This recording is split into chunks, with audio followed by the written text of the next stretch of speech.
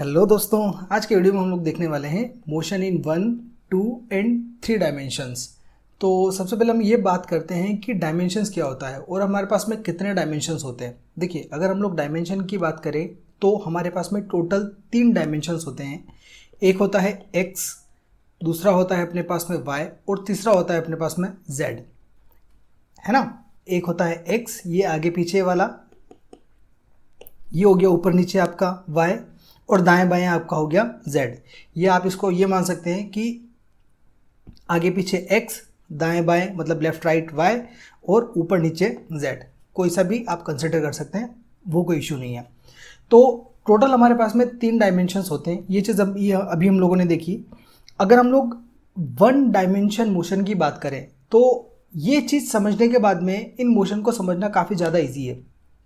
देखिए, अगर हम लोग सिर्फ 1 डायमेंशन की बात करें, यानी कि अगर कोई भी ऑब्जेक्ट सिर्फ 1 डायमेंशन में चल रहा है, 1 डायमेंशन इन द सेंस या तो वो सिर्फ x में चलेगा यानी कि आगे पीछे चलेगा, या फिर वो y में चलेगा यानी कि सिर्फ लेफ्ट राइट इस तरीके से चलेगा, है ना, या फिर वो z में यानी कि सिर्फ एक ही जगह पे वो उछलता रहेगा। तो ये तीनों क्या हो गए 1 डायमेंशन के एग्जाम्पल कि आप या तो x में ही चलो या y में ही चलो या z में ही चलो, है ना। ये होता है 1 डायमेंशन का एक एग्जांपल। अगर आप इसको जैसे कि ग्राफिकल मेथड से अगर अपन समझना चाहें तो मान के चलिए कि ये अपने पास में एक्स एक्सिस है ना। पहले पॉइंट अपना ये था P1, एक ऑब्जेक्ट यहाँ पे था, तो ये हम मान लेते हैं इसका ओरिजिन था O। अब ओरिजिन O था तो ओरिजिन O से इस P1 का जो डिस्टेंस है वो हम मान लेते हैं x1 था। अब थोड़ी देर बाद वो ऑब्जेक्ट P2 पोजीशन पे चला गया, तो जो P2 है ओरिजिन से अगर उसकी डिस्टेंस की बात करें तो वो मान लेते हैं हम x2, यानी कि x1 पोजीशन से जो ऑब्जेक्ट x2 पे शिफ्ट हो गया, एक पोजीशन से दूसरी पोजीशन पे शिफ्ट हो गया, वो भी इसी स्ट्रेट पाथ पे चल के हुआ, है ना। तो इस टाइप का जो मोशन होता है उसको अपन बोलते हैं 1 डायमेंशनल मोशन, जिसको शॉर्ट में 1D भी लिखा जाता है, 1D यानी कि 1 डायमेंशनल मोशन। इसकी जो पर्टिकुलर डेफिनेशन होती है वो ये होती है कि अगर कोई भी मोशन हो रहा है, अपने पास में 3 डायमेंशन हैं, 3 डायमेंशन में से पर्टिकुलर किसी एक ही डायमेंशन का यूज अगर किया जाए तो वो होता है आपका 1 डायमेंशनल मोशन। मतलब out of 3 dimensions if you use only 1D मतलब 1 डायरेक्शन या फिर 1 डायमेंशन का ही यूज करें तो ऐसे मोशन को हम लोग बोलते हैं 1 डायमेंशनल मोशन। अब वो 1 डायमेंशन कोई सा भी हो सकता है, जरूरी नहीं है कि वो x ही हो सकता है वो y में भी हो, लेकिन आपको सिर्फ y में ही चलना है, फिर x में नहीं चलना है। और अगर आप z में चल रहे हैं तो आपको सिर्फ z में चलना है, आपको फिर x और y में नहीं चलना है, राइट। मतलब तीनों में से सिर्फ किसी एक का यूज करना है। इस टाइप के मोशन को हम लोग बोलते हैं 1 डायमेंशन मोशन। और अगर आपके इसके एग्जाम्पल देखो तो इसके एग्जाम्पल जो है वो हो जाएंगे कि अगर कोई भी एक ट्रेन है, मान के चलिए कि कोई ट्रेन है एक स्ट्रेट पाथ पे चल रही है, स्ट्रेट पाथ पे कोई ट्रेन है जो चल रही है, उसको अपन बोलते हैं 1D, वो 1D का आपका एग्जाम्पल हो जाएगा। ध्यान रखिएगा, पाथ आपका स्ट्रेट होना चाहिए, पाथ आपका ऐसा भी नहीं होना चाहिए टेढ़ा मेढ़ा, है ना, बिल्कुल आपका सीधा होना चाहिए, तब जाके अपन बोलेंगे कि उसने 1 डायमेंशनल मोशन किया। अगर इसका कोई दूसरा एग्जाम्पल देखें तो मान के चलिए कि कोई एक ऑब्जेक्ट है जिसको आपने आपके घर की छत पे ले गए, छत पे ले जाने के बाद में आपको उसने आपने उसको फ्रीली छोड़ दिया। मान लीजिए एक पत्थर है, एक पत्थर को आप आपके घर की छत पे लेके गए, यहाँ पे आप खड़े हैं और यहाँ से आपने हाथ से एक पत्थर को फेंक दिया, तो वो पत्थर क्या होगा, बिल्कुल सीधा आके ग्राउंड पे गिर जाएगा। तो उसने भी क्या किया, सिर्फ 1 डायमेंशन का यूज किया, मतलब वो ऊपर से सिर्फ नीचे की तरफ आया, है ना। तो ये भी क्या हो गया आपका एक 1 डायमेंशन का एग्जाम्पल हो गया। उसके बाद में अगर अपन 2 डायमेंशनल मोशन की बात करें यानी कि 2D की बात करें, तो 2D में जैसे नाम से पता पड़ रहा है, यहाँ पे क्या होगा कि 2 डायमेंशन का यूज होगा, किन्हीं भी 2 डायमेंशन का, हो सकता है एक्स वाई का हो सकता है वाई जेड का हो सकता है एक्स जेड का हो। तो अगर आप इसको ग्राफिकली समझना चाहो तो यहाँ पे हो गया आपका ओरिजिन O। अब हम ये मान लेते हैं कि कोई भी एक P पॉइंट है आपके पास में यहाँ पे, जिसका अगर पोजीशन अगर हम लोग देखें तो X से इसका पोजीशन ये है और Y से इसका पोजीशन अभी ये है, और इसको पॉइंट को नाम दे देते हैं, मान लीजिए x1 और y1, है ना। यहाँ पे हो गया x1 और ये हो गया आपका y1 मान ले। अब उसके बाद में ये P1 जो है कुछ टाइम बाद मान के चलिए कि यहाँ तक चला गया और इसने जो पाथ फॉलो किया वो मान लीजिए ये पाथ फॉलो किया, P2 पे आ गया। अब P2 पे इसका जो पोजीशन हो गया वो मान लीजिए कि x2 और y2 हो गया, है ना। यहाँ पे ये हो गया आपका x2 और इस तरफ हम लोग मान लेते हैं ये हो गया आपका y2। तो इस तरीके से क्या हुआ कि P1 पोजीशन से P2 पोजीशन पे एक ऑब्जेक्ट गया और उसने अपनी जो पोजीशन है x1 y1 से x2 y2 कर ली, करेक्ट। तो ये जो टाइप का मोशन होगा इसको अपन बोलेंगे 2 डायमेंशनल मोशन।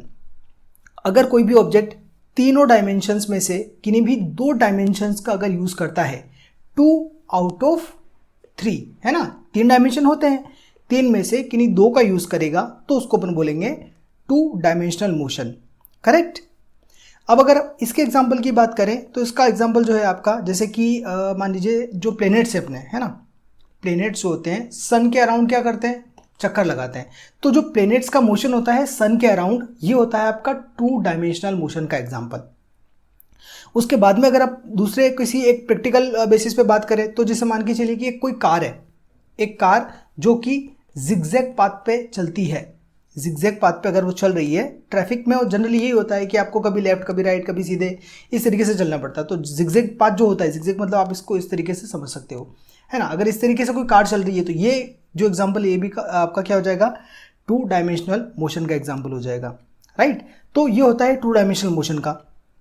अब अगर उसके बाद अपन 3 डायमेंशनल मोशन की बात करें, 3D, है ना, 3D या फिर 3 डायमेंशनल मोशन, तो इसका मतलब क्या होता है कि अगर कोई भी ऑब्जेक्ट 3 डायमेंशंस में से तीनों डायमेंशंस का यूज करता है मोशन करने के लिए, तो हम इस टाइप के एग्जांपल को बोलते हैं कि उसने 3 डायमेंशनल मोशन किया या फिर वो 3D में है ना। जिसकी अगर पर्टिकुलर डेफिनेशन देखी जाए तो motion of an object is said to be in 3 dimension if all the 3 coordinates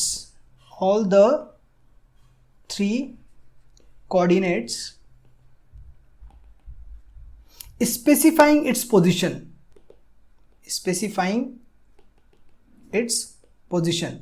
अगर तीनों कोऑर्डिनेट्स एक ऑब्जेक्ट की पोजीशन को स्पेसिफाई कर रहे हैं, है ना, मतलब उस ऑब्जेक्ट को दिखाने के लिए आपको तीनों कोऑर्डिनेट्स का यूज करना पड़ रहा है या फिर तीनों डायमेंशंस का यूज करना पड़ रहा है, तो वो एग्जाम्पल वो हो जाएगा आपका 3 डायमेंशनल मोशन। जैसे अगर इसको ग्राफ में समझें तो ये मान लेते हैं हम लोग, ये मान लेते हैं और एक ये मान लेते हैं, करेक्ट। ऊपर वाले को हम लोगों ने मान लिया z, दूसरे वाले को मान लिया अपन ने y और इसको मान लिया अपन ने x।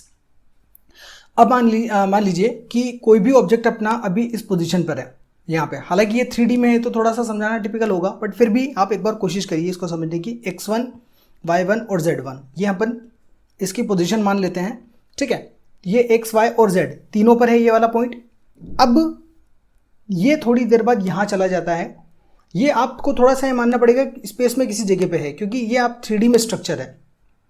तो x का मतलब ये हो गया इस तरफ जा रहा है, y का मतलब ऊपर और z का मतलब ऊपर और नीचे, और y का मतलब इस तरफ, और ये इस तरफ कहीं जा रहा होगा।